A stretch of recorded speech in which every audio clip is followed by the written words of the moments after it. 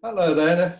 Hi and welcome back. And this morning we have Sean Taylor from Scotland who's going to discuss the work and life of Evan Powell. Evan Powell was a physical medium, and he's one of the many whose work for the movement has largely been forgotten. So I'm going to hand over now to Sean Taylor. Thank you, Sean. Good morning, Gerald. I hope you're well. Thank you. What I'd like to do this morning is to talk about Evan Powell. Some of you will know of his name, and to some of you, he will be unfamiliar. Now, while the name of Evan Powell might be unfamiliar, you will certainly know of some of the situations that occurred around his mediumship. And certainly you will know of a well-known murder that took place as a result of one of his early seances. But a little more of that a little later.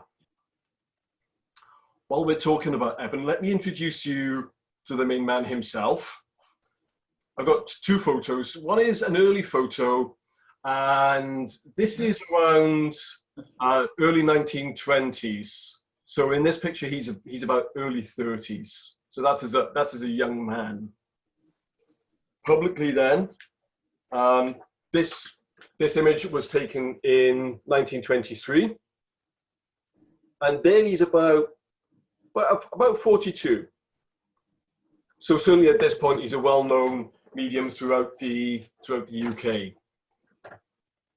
So that's Evan. So you know what he looks like. What I'd like to do is to put a context around my passion, my interest for Evan Powell, and also for the pioneers of his generation. What I'd like to do is to refer to just a few words written by Mrs. Sinclair Stobart in the book Torchbearers of Spiritism, and that's the book I'm going to refer to. What she says in this book, which puts into context for me the importance around Evan and his work.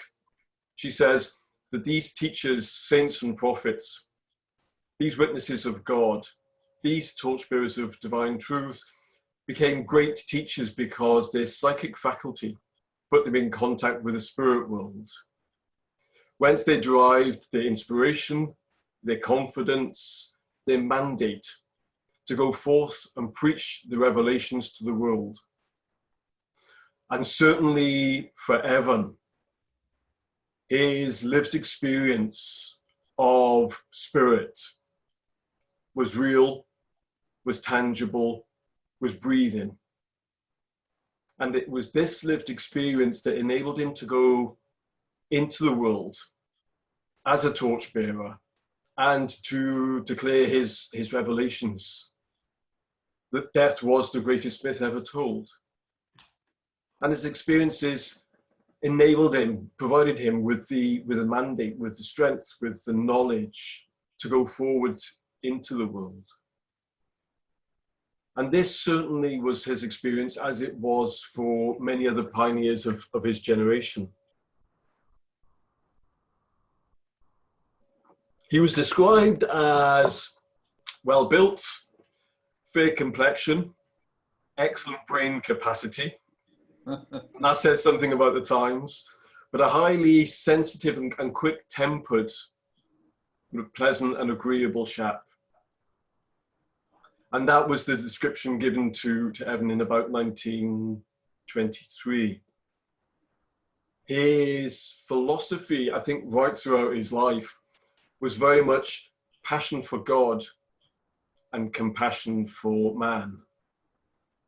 And that was the thread that extended throughout his life and certainly underpinned his work. The main features of his developed mediumship were excellent direct voice mediumship, very, very strong. And very often you would have 2 or 3 voices at the same time, and very often people singing. You had spirit lights, and again, he was well known for spirit lights. And within the orbs, materialized faces would appear. There was telekinesis, matter through matter. What else did we have? Apports, materialization, usually partial materialization, but also at times full materialization. And certainly for the duration of his mediumship, he exhibited a very broad spectrum of physical phenomena, and he was known for the breadth of his mediumship. Principally in terms of his controls, you had Black Hawk, who we know quite a bit about. Much less about we know of Abdullah and of Ethel. Ethel was a young girl, and Ethel was often involved in the physical aspects of the phenomena. We know very little about Abdullah and about Ethel, but certainly we know a lot about Black Hawk. And again, I shall come to that in a little while. Let me give you a little history about Evan. Evan was born in Merthyr Tydfil, an industrial town in southeast Wales. Principally, the industry in Merthyr was around coal and around steel. For Evan, as a young working class boy, he was one of five. And for Evan at that time in South Wales, in Merthyr, his work was very much based around coal, and he went underground at the age of 12. He worked underground for a few years, and it was as a result of an accident. A roof had caved, or started to cave, and Evan had become aware of this, and very quickly he pushed his manager out of the way, but as he did so, the roof caved in. The miners were saved, but Evan had sustained an injury to his right hand. This, coupled with his education, meant that he was taken off the coal face, and he was taken above ground, and he became clerk in the colliery. And it was that really was the saving grace for Evan. And certainly throughout his life, he was connected with coal in one way or another, and that provided him with an income for the rest of his life. As a young boy, he lived with his gran. I'm not sure why he didn't live with mum and dad, but he lived with gran. We know that he was very close to his gran. And certainly as a boy, he was aware of his sensitivity, and he was aware of spirit. And as a young boy, he would have experiences of material form, although at that point he was maybe too young to understand or appreciate what was going on. And so as a young boy, he would call his gran in the middle of the night, and his gran would come, and she would say to him, like, it's either the cat or the dog. And this happened on a number of occasions. And certainly for the first few times, gran was very loving, very kind, very patient. But soon thereafter, she became quite impatient with him. So Evan realized that the things that went on weren't to be talked about. As a result of the industrial accident, there was a strike, a miners' strike. Evan and the rest of his work pals were then forced to look for coal on the slag heap. And so one day, while he was with his pals trying to pick out and eke an existence, there was a conversation, and the conversation centered around the dead and communication with the dead. One of his pals was William Scott. William owned a shop in Merthyr town centre, and William was a spiritualist, and William had a table tilting circle. So the conversation that took place between William Evan and his pals certainly prompted something for Evan, and possibly put a context around his earlier experiences as a boy. Sometime later, Evan then went to a spiritualist meeting in Pontypridd. And this was the first time that Evan had anything to do with the movement. Evan got to the meeting, sat down. The chair of the meeting declared that the well-known speaker was unable to attend the meeting. So it was suggested by the chair that they would have a hymn in the hope that spirit would lead to some inspiration and they could get through the meeting. The next thing that Evan knew, 30 minutes had passed, and Evan had delivered a 30 minutes trance address. This clearly had prompted a lot of discussion around Evan. And sometime after that, he was invited to join the table tilting circle of William Scott. At the first table tilting seance, phenomena took place around the table, and it was made known that Evan was to be a powerful medium, and if they sat for 9 months, they would have phenomena. So it was agreed that they would sit for 9 months. For 9 months they sat, and for 9 months nothing happened, no phenomena. Mm-hmm. The last seance that was agreed, they sat, at which they had voice phenomena, they had apports, and some materialization.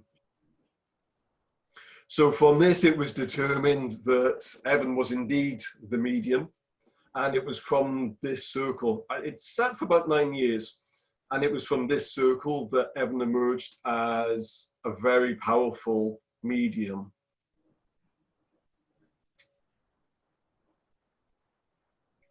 Evan's description of his mediumship in the very early days was that the phenomena that took place was a physiological manifestation of himself, that there was no spirit or spiritualist explanation for the phenomena. He explained his main control, Black Hawk, as a secondary personality. And this explanation went with Evan for a good few years through his development. It was only as the phenomena developed and became much more independent that Evan then was able to accept the spiritualist explanation for the phenomena that occurred.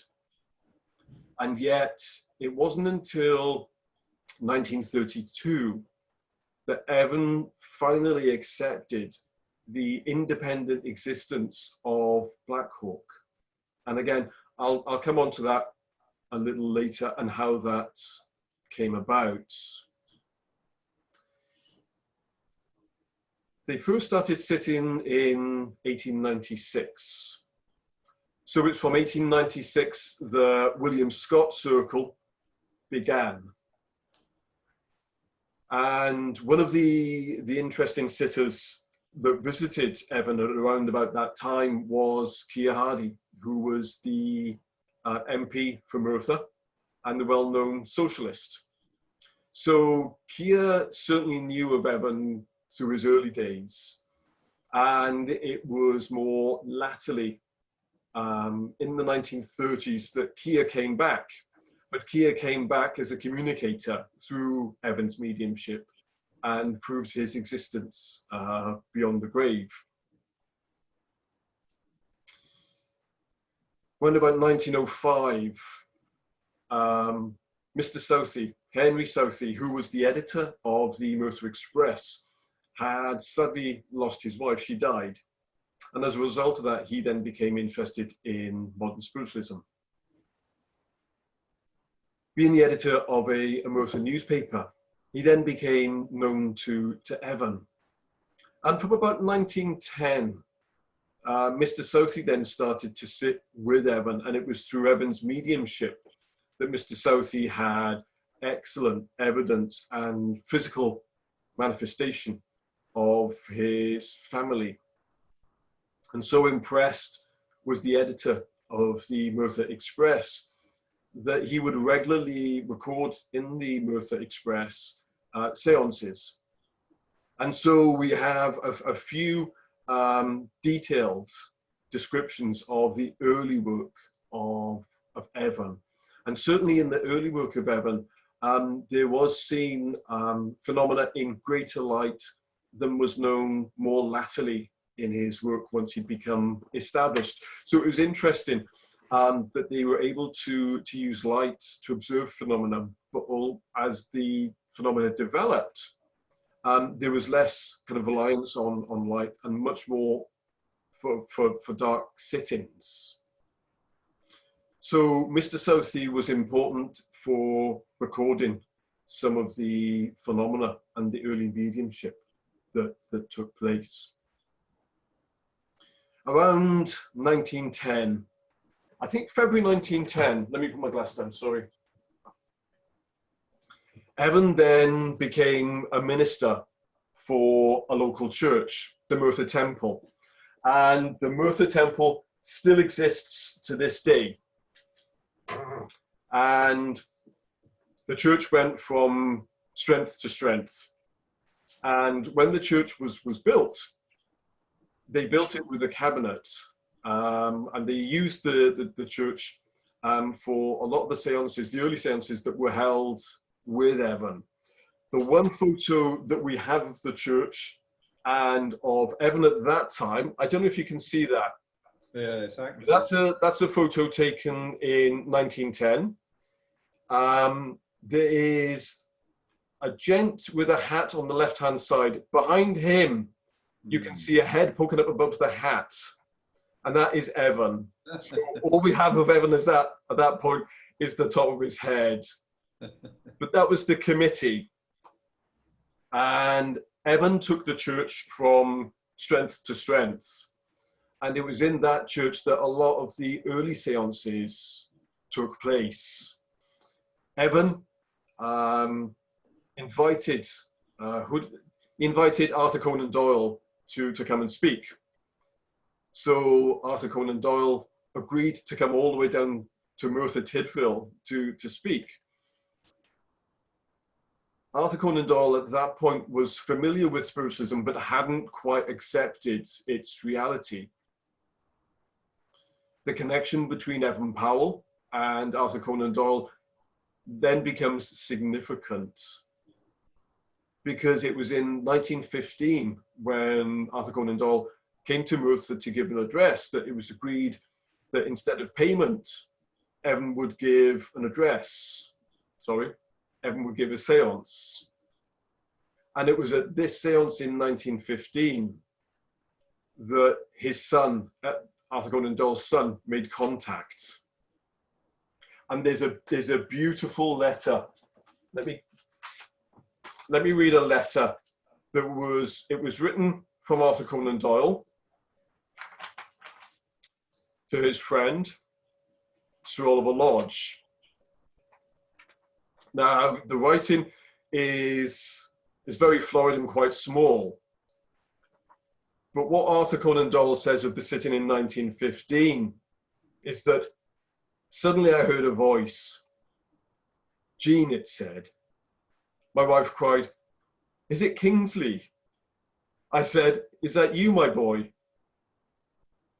He said in a very intense whisper, in a tone all his own, "Father." And then after a pause, "Forgive me." I said, "There was never anything to forgive. You were the best son a man ever had." A shining hand descended on my head, which was already slowly bowed forward, and I felt a kiss above my brow. "Are you happy?" I cried. There was a pause. Then very quietly, "I am so happy." And it was at that point that Arthur Conan Doyle then realized the reality of modern spiritualism. And it was from that seance that Arthur Conan Doyle then went outside. And as you look out over the church, it was quite high on the mountain, and you could see the furnaces of Dowlais all ablaze in the middle of the night. And Arthur Conan Doyle at that point declared that he would commit murder. And it was from that point that Arthur Conan Doyle then declared that he would no longer write about Sherlock Holmes, but that he would support the propagation of modern spiritualism. So that was a significant sit-in for Arthur Conan Doyle, but also for Evan Powell. Seances in Merthyr took place up until about 1921, and a number of significant people came to Merthyr to serve the church. And often it was agreed that instead of payment, they would take a sit-in from Evan. One of the other significant visitors to Merthyr was his name is, and forgive me, Count Majastovic. Now, he was a dignitary from Serbia who was very familiar with Queen Draga and the king. And during one of the seances in Merthyr, the queen materialized, spoke to the count in Serbian, provided evidence of her continued existence, was fully materialized, and the count was able to stand, to kneel in front of the queen, and to kiss her feet. And evidence from the king and from the queen was provided. Another significant sitting that took place in Merthyr was when Mr. Enholm had come to visit. And he writes of the seance there was a soprano and a baritone both singing, joining in with the hymns. And at that particular sit-in, there was a gent visiting a Mr. Spencer from Glasgow. And the soprano then stopped singing and spoke to Mr. Spencer of Glasgow, and later introduced herself as Emma Hardinge Britton.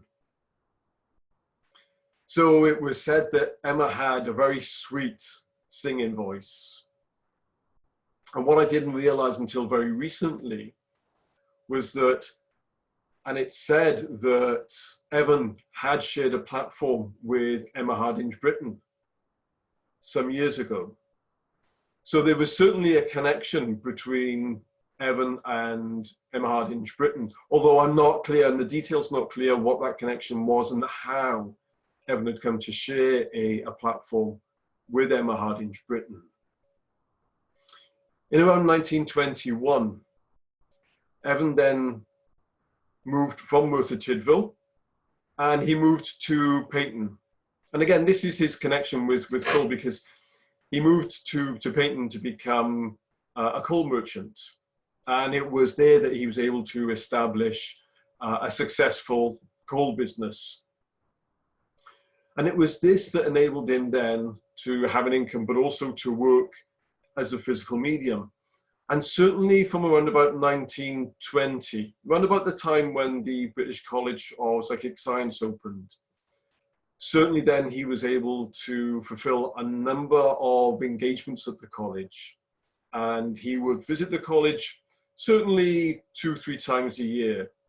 And at a weekend at a time, he would provide about 2 or 3 seances over a weekend.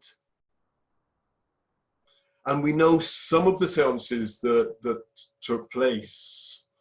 Leslie Curnew writes of Evan and sat with Evan on a number of occasions. And what he describes is that Evan would sit, or before Evan sat, he would make sure that at least 2 or 3 men took Evan to one side. They would strip Evan, they would search Evan, dress him, take him back to the seance room. It was a custom for Evan, and this was always the case for Evan, that when he was bound in his chair, he would be bound with one continuous piece of rope to the satisfaction of the sitters. The ends of the rope then would be sealed with wax. And there were occasions when people would impress the thumbprint or even use a signet ring to impress the wax to ensure that the seal remained intact. It was also a practice for Evan that his thumbs were secured with thread. So when Evan would sit, he would sit each arm on the arm of the chair, and his thumbs then would be secured with one piece of cotton thread. And this always was the case. And there were occasions when Arthur Conan Doyle would disagree, and he would argue that Evan should not sit being bound. Evan's position was that if he was sensitive to the influence of spirit minds, then equally he was sensitive to the minds of the sitters, and he could not ensure that he wouldn't fall prey to the influence of the sitters around him. So for Evan, it was always important that he was bound to his chair to the satisfaction of the sitters, and that his thumbs were always secured. And only on one sitting was it ever recorded that the thread between the two thumbs were broken. Every other occasion, all the threads, all the ties remained intact.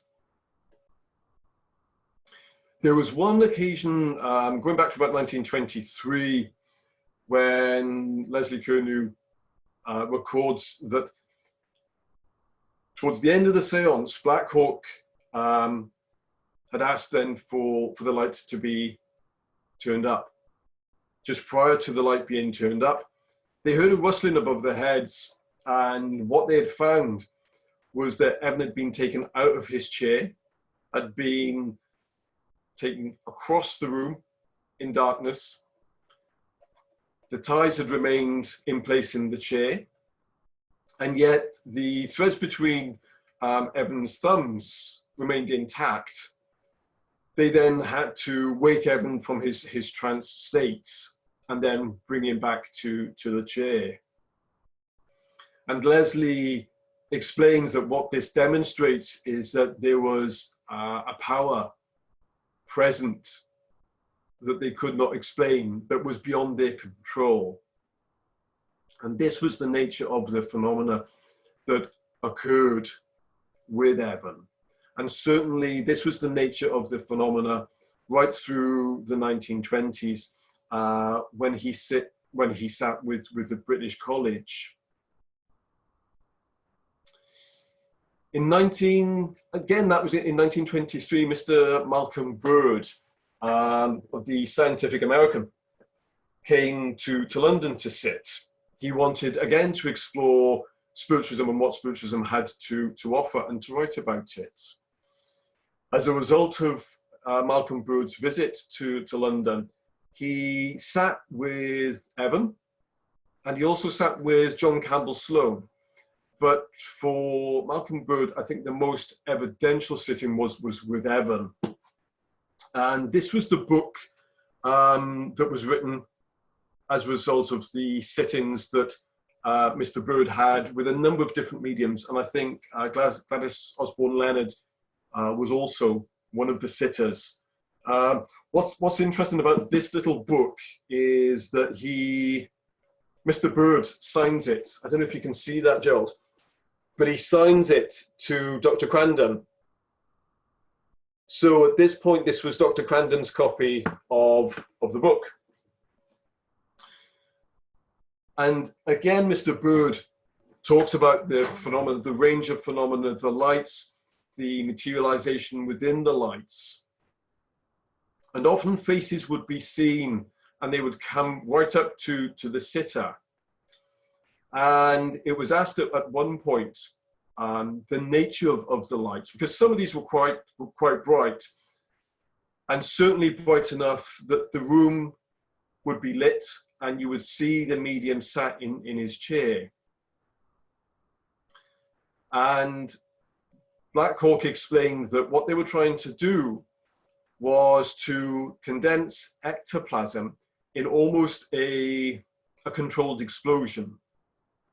And what this phosphorescent energy would do is then release sufficient light that you could see.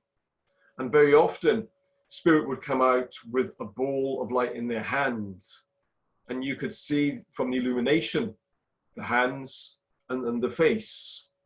And this was a well-known aspect of the phenomena with Evan. Evan's reputation stretched from Glasgow down to London and across the world. And in 1928, I think this happened to Arthur Conan Doyle. This was organized. The two Maharajas came from India to sit with Evan. They had heard of Evan's reputation and they'd asked for a sit-in, which was provided. And again, various materializations, direct voice, light phenomena occurred. And so impressed with the Maharajas that they asked Evan to travel to India for 6 months. Evan had kindly kind of declined. He had a business in the UK, and that would have been kind of a large commitment for him to make. So certainly, Evan's reputation in the mid-20s stretched right across the world. It's understood that when Evan sat, he was always controlled, and always controlled to the satisfaction of the sitters. It was important equally then for Black Hawk, when he communicated to his medium, to ensure that if there were people there that was unfamiliar with his mediumship, that were not convinced of its reality, that he proved beyond doubt the physical reality of the phenomena, and that the phenomena was independent of the medium and of the sitters. And certainly around this time, there was a lot of criticism with another Glasgow medium, William Phoenix, who was a direct voice medium. And William Phoenix was often criticized because he was able to get up, walk about while the phenomena was taking place. And that often was at the detriment of his mediumship and his reputation. But certainly for Evan, every time that he sat, he was tightly controlled. Midway through the 1920s, Evan's business was increasing, it was improving. And Evan's interest, his political interest had grown. And Evan then had become a councillor in Paignton. And his interest in politics had always been, even from an early age. And I guess that was his interest in social welfare, even as a young boy. And so for Evan, certainly his interest in politics, in social welfare, began to develop. And he was the chair for the Liberal Association in Paignton. And from being a councillor in Paignton, then became a justice of the peace. It's interesting, around about 1933, it was noted that the law considered Evan as a medium to be a vagabond. And yet he was also a justice of the peace for Paignton, which always makes me smile. But equally, Evan managed his kind of political life and his spiritualist kind of commitment. And towards the end of the 1920s, certainly going into the 1930s, Evan then began to sit less as a physical medium, and his career as a speaker then developed. Evan recognized that to sit physically, it demands something of what he called the life force of the medium. And Evan then became, I think, frustrated that often when sitters sat with Evan, they would come with an expectation to receive. What Evan noted was that people in his younger day, often when they sat in the home circle, would sit to give to the phenomena. But more latterly, what Evan says is when people come to sit, they now come to sit to give, to receive from spirit. And this often had a detrimental effect on Evan and his health. And so towards the end of the 1920s into the 1930s, his speaker career certainly took off. And he was very much engaged with the British College of Psychic Science, the London Spiritualist Association, and very much rounded about Exeter, Devon, and occasionally in Wales he would come back. And certainly he was used to speaking with people like Arthur Conan Doyle, John McIndoe, Ernest Hunt, Ernest Houghton, Alice Bailey. And I think what's significant with Evan is that as well as being a powerful physical medium, he also had an intimate grasp of the higher philosophy of spiritualism. In his early life, as a boy, his formal education was poor. It wasn't good. But what he did do was to read. He had a passion for self-education, and certainly this supported him all through his life.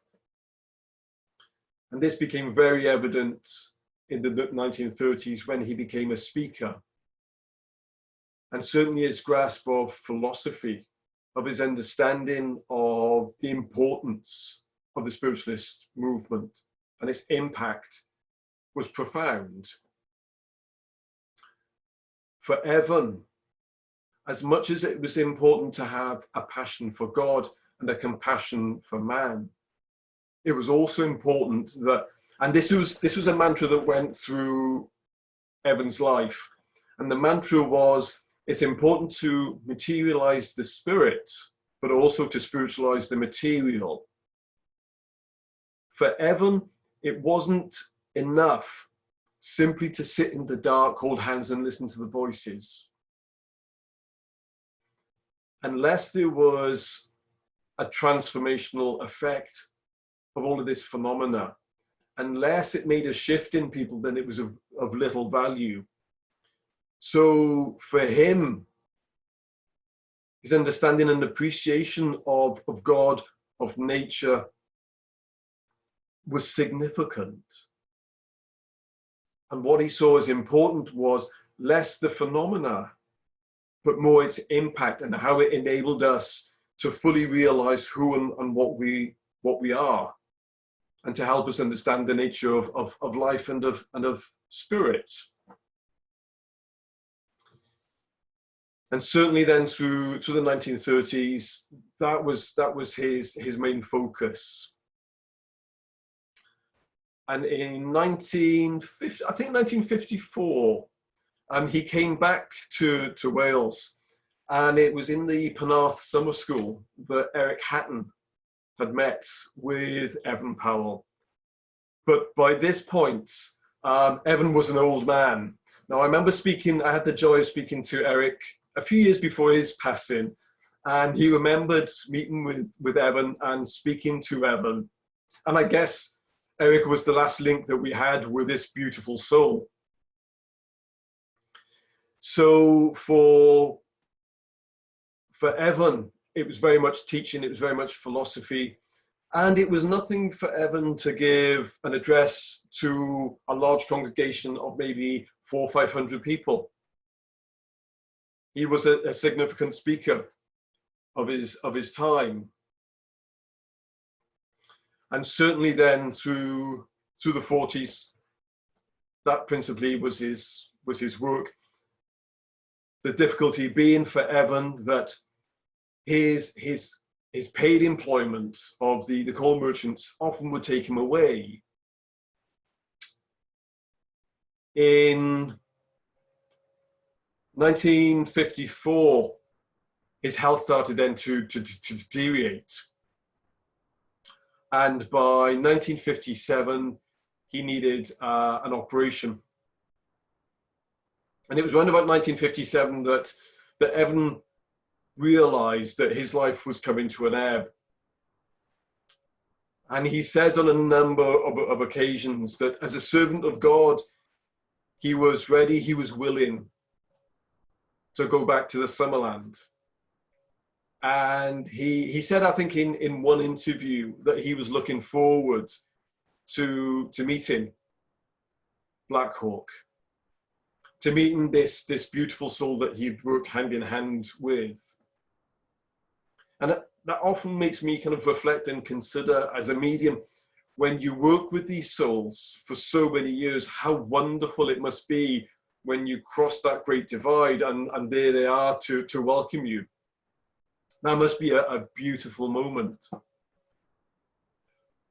While we touch on Black Hawk, certainly from about 1896 up to about 1932, Evan's theory was that Black Hawk was a secondary personality. Black Hawk was an aspect of the medium. While sitting in 1932, there was a sitter who was traveling to the States, to America. And the sitter asked a little of Black Hawk's life history. And Black Hawk outlined a little of his life history and also stated that there was a book written about Black Hawk in 1834. And the book still existed. The sitter, a few weeks later then, was traveling to the States. She'd managed then to find a copy of the book. She then sent the book to Evan. And the information that had always been provided by Black Hawk had been established through this book. And so it wasn't until 1932 that Evan finally accepted that Black Hawk was an independent personality. And today, the book still exists. And we know quite a bit about Black Hawk, his life, his childhood, and his history. It was in 1958 that Evan then took his own transition to the spirit world. He passed in September 58 of a thrombosis. The funeral was held in Paignton Church, and Evan was often serving Paignton. He was well known in Paignton Church. And so his funeral service was at Paignton, and he was cremated thereafter. It's interesting to note that just within a few weeks of his cremation, Evan Powell then made his return through spirit.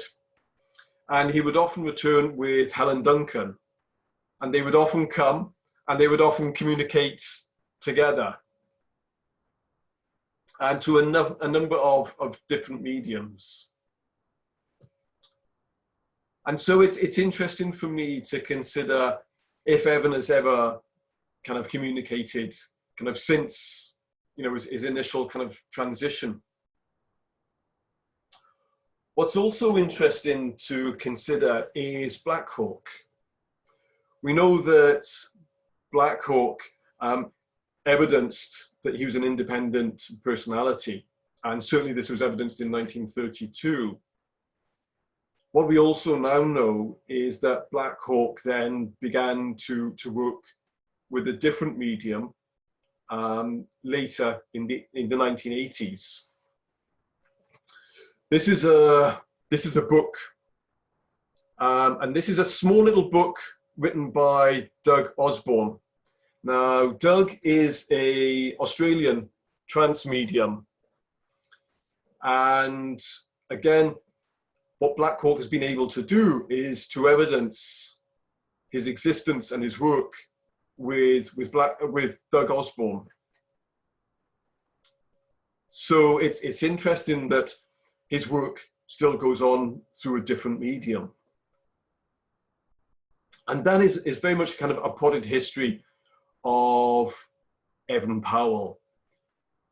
Certainly a significant medium in the life and the work of Arthur Conan Doyle. Certainly he promoted the spiritualist movement right across the UK and provided, we know, around 25,000 people with evidence of life after death. And for me, the way that he lived his life and the way that he integrated his philosophy into his everyday lived experience is profound. And I think that was very much the case for those pioneers of his generation. And that's why Evan is so important to me, because he is very much a torchbearer. And certainly something that I take example from. And that's that is wonderful. What a fantastic story, Sean. And absolutely. All I know of him is through you. To me, he's just a name. And I'm sure to everybody who's watching and listening to this, he's just a name. He's one of those wonderful forgotten mediums. So when are you writing the book?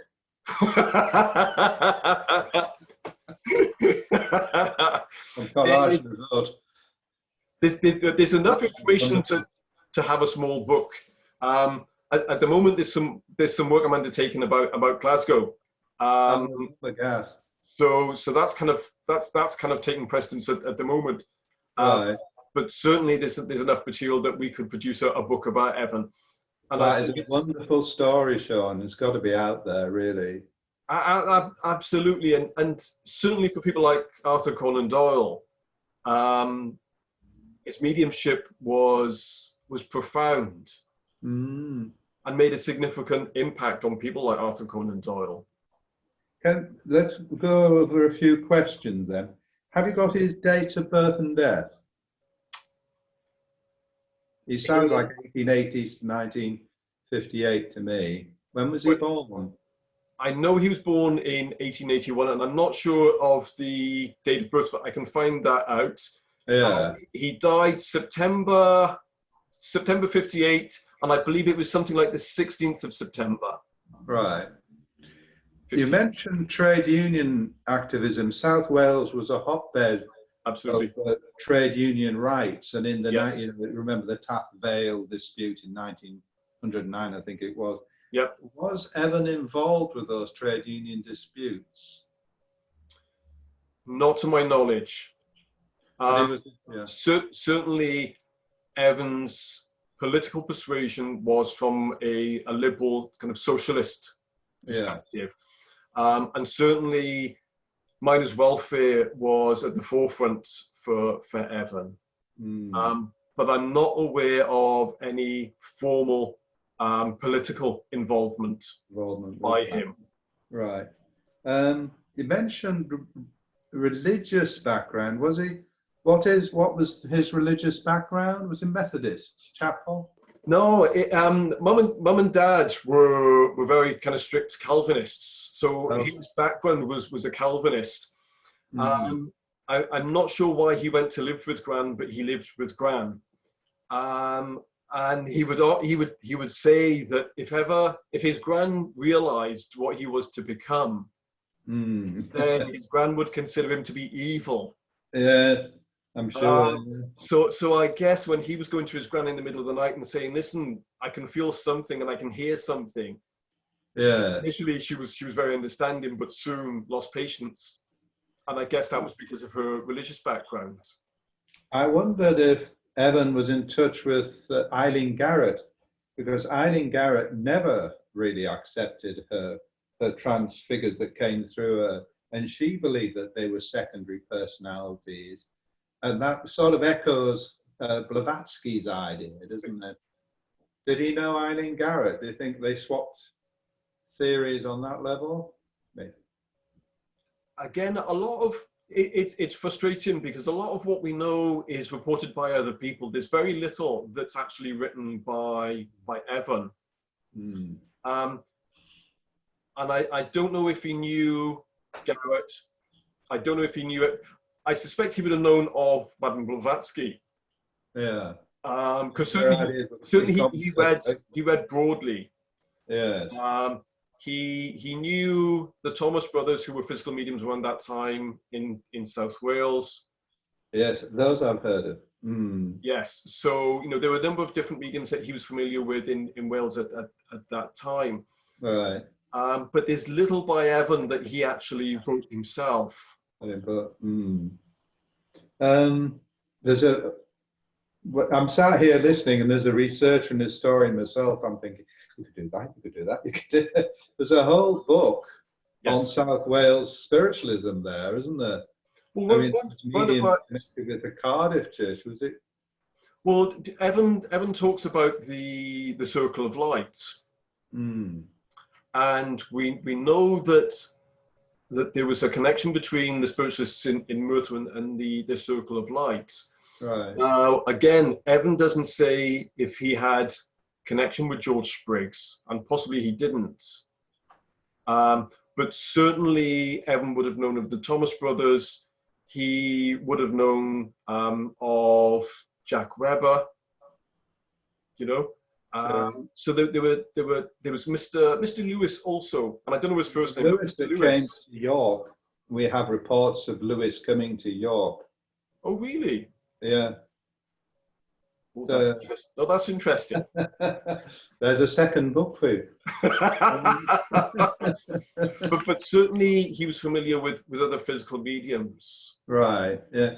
He seems to have had a whole range of physical phenomena. So it's interesting to hear you say that it should be transformative to the sitters. Have you any stories from sitters to whom it was transformative in the reports? No. Again, much of what we have is written in the press. And this is why I've pulled out the letter wherever I put it. But the letter from Arthur Conan Doyle to Sir Oliver Lodge, that's the only one fragment I can find of a sitter that says this is, how a seance transformed for me. We do have a few reports from the editor of the Merthyr Express, Mr. Southey, but again, that's very much written in a report style for a newspaper. Yeah, they're often informative. It is, but it's frustrating that there's little from people that sat with him. Mm. What about the Merthyr Tydfil Temple? Are there minute books extant? No. It's so often the way. Absolutely. I was recently in contact with Merthyr Temple just to ask if they had anything, and they didn't.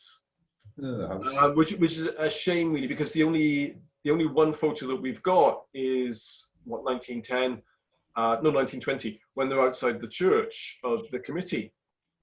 It was a specially built church with a specially built cabinets within the fabric of the building, and that's as much as we know. And yet, Merthyr Temple was a significant force within Merthyr and within South Wales.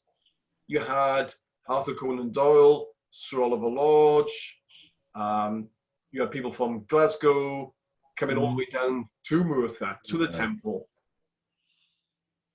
So it's a shame that there's nothing else that we can We can draw from Merthyr. Was it affiliated to the SNU? No, Oh, it wasn't. no, Oh. not to my knowledge. Not to my knowledge. Sometimes churches do pass them on to AFC, and Powell may have some record. I know that the temple is now SNU affiliated, but in Evan's time, I don't think it was. No. Eric, have you some questions? I just wondered if they had any, if he researched the papers, is there any newspaper reports? Eric was asking after newspaper reports. I mean, Two Worlds is the obvious one. Yeah. We just talked about that. Yeah. There's a few reports in the Merthyr Express. There's a little bit in Light. There's a little bit in Two Worlds. Later 1930s, 1940s in Psychic World. And then there's a few books that touch on Evan. So there's little bits out there on Evan. Well, you could certainly pull all that together into a book. Absolutely. I was recently in contact with the SPR. They have a folder on Evan because they did some work with Evan. All right. Yeah. That archive is kept in Cambridge University.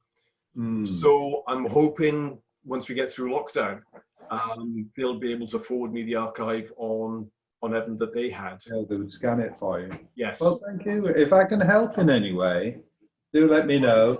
Oh, thank you. It's very kind. Thank you. No, seriously, if I can help, I'll be pleased to. Isn't it interesting? I forget the exact date. Helen Duncan would have died about 56.